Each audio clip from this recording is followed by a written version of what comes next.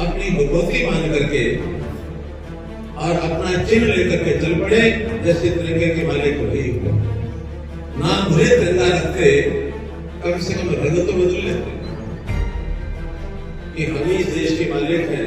ऐसा गलतफहमी के शिकार के लोगों ने बहुत ज्यादा जरा किया तो बच्चों के हाथ में और छोटे छोटे तिरंगे की झंडियां पकड़ा करके साल में तो एक आध बार घुमा देते थे, या तिरंगे का एक स्टिकर लेकर के जेब में लगा करके।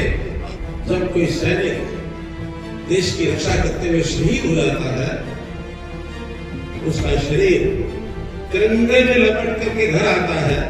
कितनी ताकत है, कितनी शक्ति है इस तिरंगे के भाव को लेकर के चलने। आज हम लेकर के चलेंगे, न केवल हमारे मन में, बल्कि जो भी तिरंगा यात्रा को देखेगा उसके मन में भी उमंग, उत्साह, जोश ये भर करके आएगा।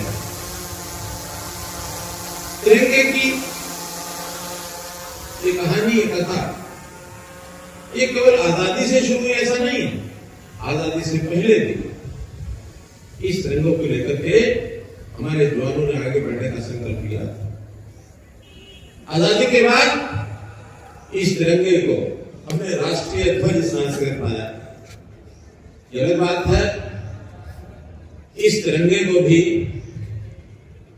कुछ लोगों ने अपनी भगवती मान करके और अपना चिन्ह लेकर के चल पड़े, जैसे तिरंगे के मालिक वही हुए।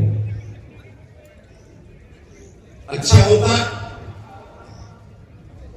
नाम भले तिरंगा रखते, कम से कम रंग तो बदल लेते।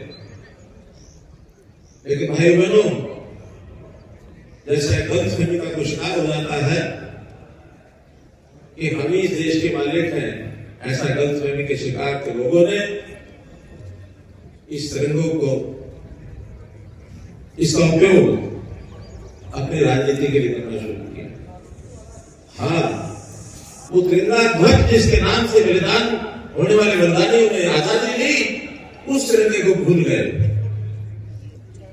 और पूरे 60-65 साल तक इस तिरंगे को मार के कपड़े का टुकड़ा लेकर के चलते रहे। बहुत ज्यादा जरा किया तो बच्चों के हाथ में और छोटे छोटे तिरंगे की झंडियां पकड़ा करके साल में कभी एक आध बार घुमा देते थे, या तिरंगे का एक स्टिकर लेकर के जेब में लगा करके और कोई एक दिवस मना लेना, इतना मात्र समझा।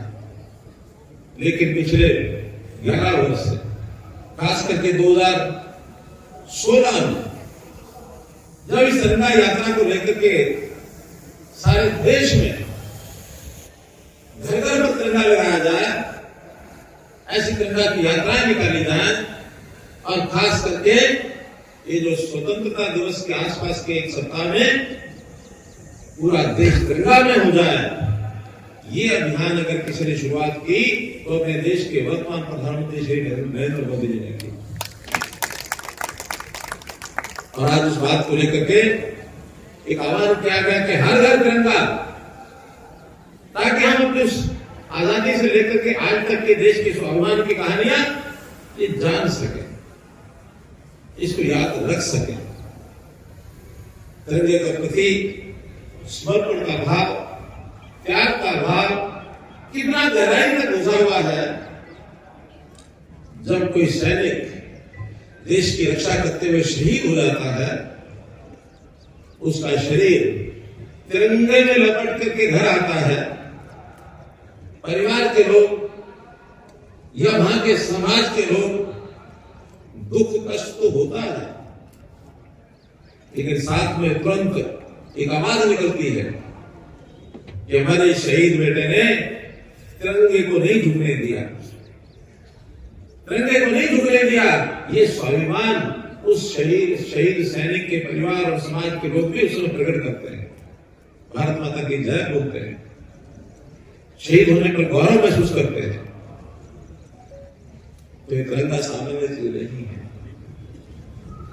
देश की ऊंची चोटी पर कोई भारतीय पर्वतारोही चढ़ जाता है तो दुनिया की सबसे ऊंची चोटी माउंट एवरेस्ट के ऊपर क्या पहचान ऐसी बनाई जाए जिसमें से लगे कि वो ऊपर चढ़ गए थे, तो इस भारतवर्ष का तिरंगा बाजा के धराते हैं, दुनिया की सबसे ऊंची चोटी पर तिरंगा लहराया गया।